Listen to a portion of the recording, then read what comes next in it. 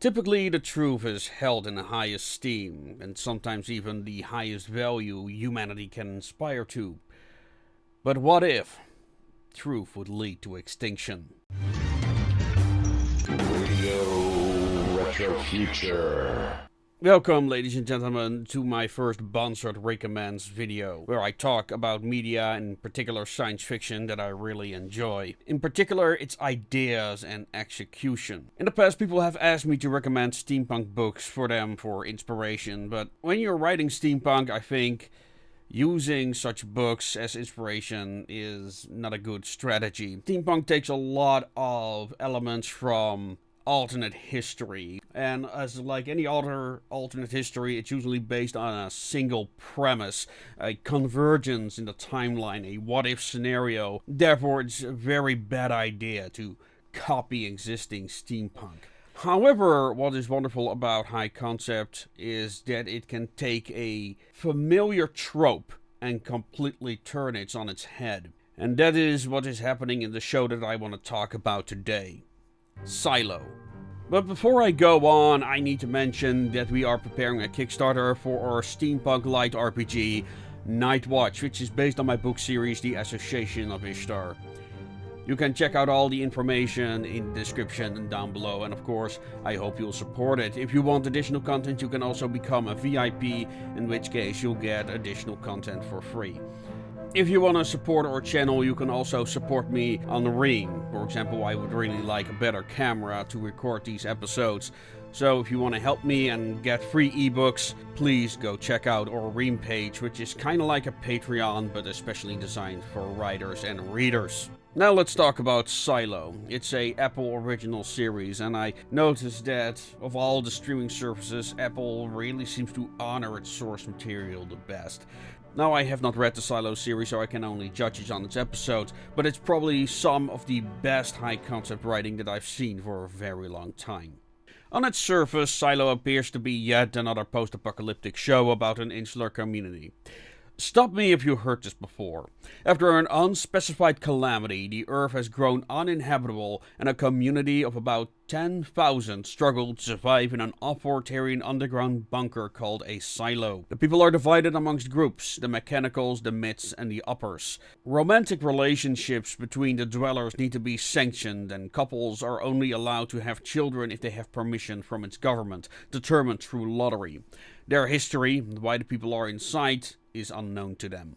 So it's yet another post-apocalyptic breeding program in a strictly regulated society. Fallout will immediately spring to mind, but making that comparison would be extremely reductivist and quite frankly very inaccurate.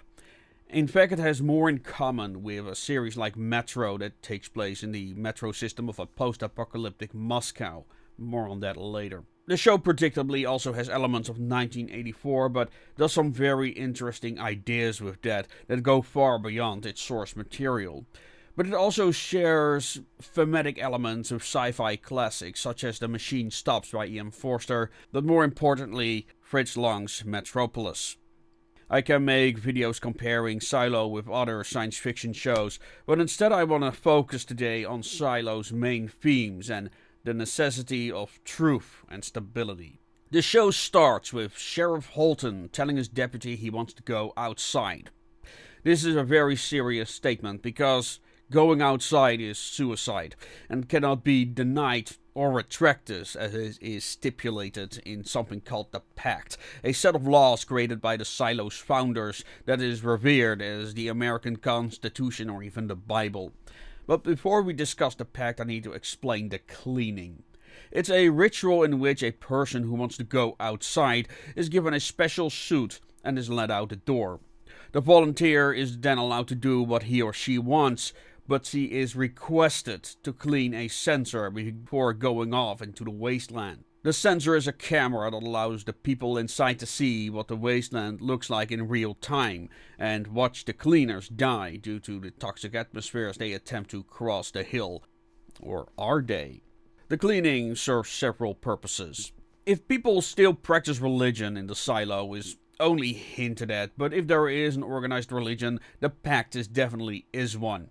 This reverence for the law as the highest authority makes some allusions to both fascism and communism, but simply declaring the silo as an authoritarian society is just too reductive. First of all, Sheriff Holton is making this decision himself. The cleanings are extremely rare that if the government is abusing the cleaning, they do it very rarely. The leaders even try to talk the sheriff out of it. Moreover, he makes a controversial pick for a successor, Juliet Nichols. She is an engineer responsible for maintaining the generator that powers the whole place. Someone from mechanical, which is kind of like the working class or lower class, but again, that's not that simple. Furthermore, there seems to be free trade of good using gold.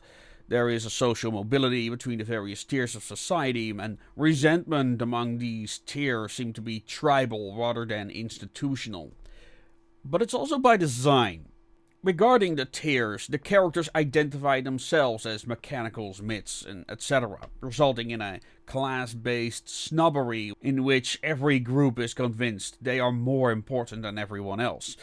It's still a merit-based society in which people have some rights. People can read the Pact for themselves, although it's also clear that the Pact is more often used as a cudgel by the branches called judicial than to protect the civil population from the excesses of those in power. And yet, power is fragmented, and not one person is in control of everything.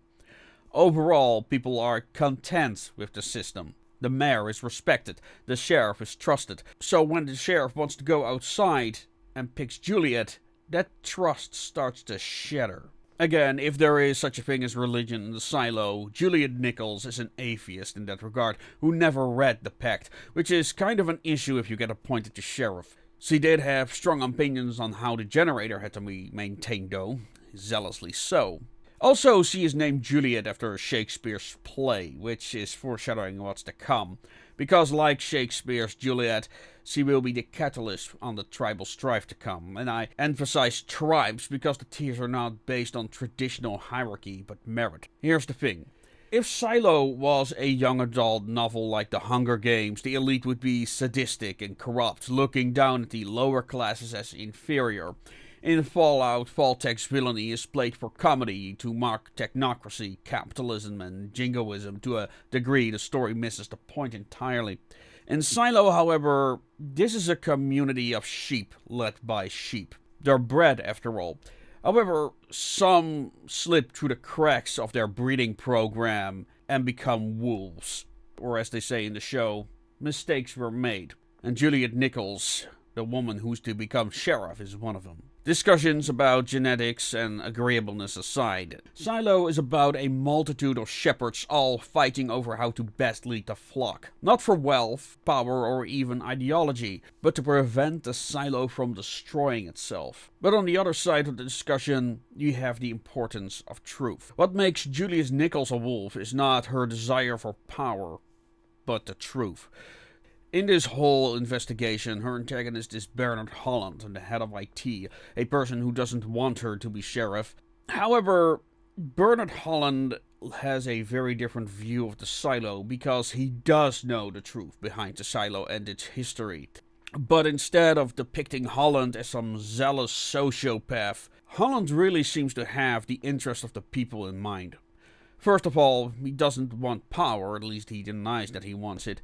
He's bred to be a sheep, after all. He's also a murderer, but he does not see his victims as enemies to be conquered, but sacrifices he needs to make for the greater good, that being the silo. Counter to him is Sims. He's the head of a branch called Judicial. Basically, they're the KGB/Stasi or Gestapo, take your pick. Sims is ambitious, kills and tortures people without empathy, but he's not a sadist. He's also loyal to his family and the head of IT, but he does expect to be rewarded for his services, which Holland denies him. What they both have in common is that they want to maintain the status quo in the silo, because they believe it's what's keeping the society alive. And then you have Juliet Nichols. The only reason she wants to become sheriff is because she wants to discover the reason why her precursor appointed her her before going outside. And she's also zealous about the investigation, neglecting her duties as sheriff entirely. Now, I'm skipping a lot here, like her lover's death, who was also involved in the cover-up. Point is that her investigation leads her to a greater conspiracy that involved both Holland and Sims. But she doesn't care about dethroning these men. She wants the truth. Through some evidence, Nichols starts to believe that the world outside is safe, and that everyone is being kept inside against their will. She has no plans for what to do after they confirm the outside world can be repopulated, but she wants this truth to be revealed regardless, even if that will destabilize the silo. And that is exactly what Holland is afraid of, more so than losing power. Eventually, he'll manage to get rid of her by making her perform the cleaning ritual, but sending her away has adverse effects. Now, here are some spoiler warnings for the end of Season 2, although you can see these events coming. I'll focus on the themes. Of course, Nichols didn't want to die, and she won't be surprised that the silo is not the only one. In fact, it's number 18 out of 50 such silos. Technically 51. It also won't surprise you, some of them, Silo 17, failed. At the end of Season 1 we are shown one such vault, whose populations attempted to leave Silo 17, only to die. Thousands of blackened corpses litter the crater. Even the silo's entrance are clogged by the dead, invoking some of the scenes from the Metro games. Now, were the silo dwellers stupid? Yes. Is this likely to happen? At first glance, not very. Sane people would start by one person to test the waters, but when you think about it, these people were bred to be sheep, and what is it that sheep are known for? Also, think about the story's themes. Nobody believed Juliet Nichols when she said the outside world was safe. Through the course of the show, more and more people start to believe that Juliet was actually right. And when Juliet Nichols goes over the hill, the edge of the crater, many people start to become convinced that they are being kept inside against their will. And that is what I truly believe the cleaning ritual is about, to serve as a yardstick to measure the breeding experiments in producing a population of sheep believing everything they're told. This includes believing their lying eyes. If successful, the cleaning will always go off without a hitch. If failed, the silo destroys itself. If not, well, there are still other safeguards. However, it's not that simple. Truth in the series is something people seek, but once they found it, become pariahs. Either because society doesn't want to hear it, like in Plato's famous cave allegory, or because they know that the truth will damn 10,000 people, like it did in Silo 17's case. People became so convinced that the outside was safe, they ran out en masse. Even when the poisonous air was killing their fellow survivors, they kept on going until none were left. Silo asks us, what if the foundation of your society is based on a lie?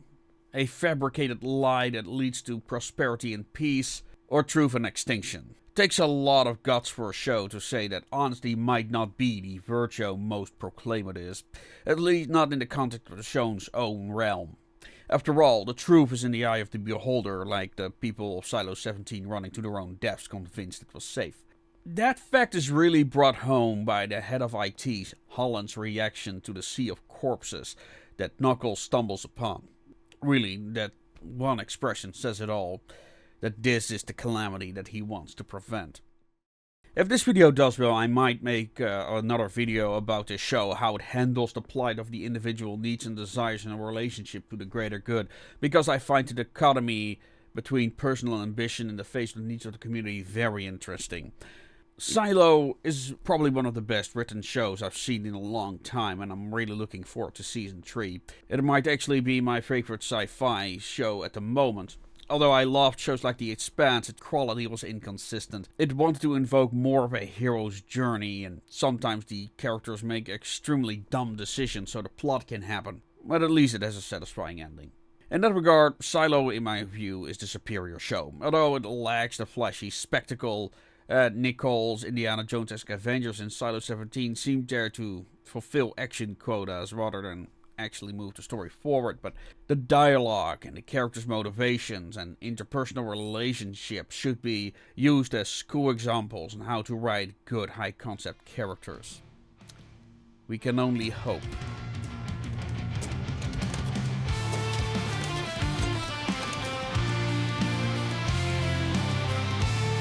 I can't help what it's like being one of the soldiers in Silo 17 trying to keep these people from killing themselves using lethal force.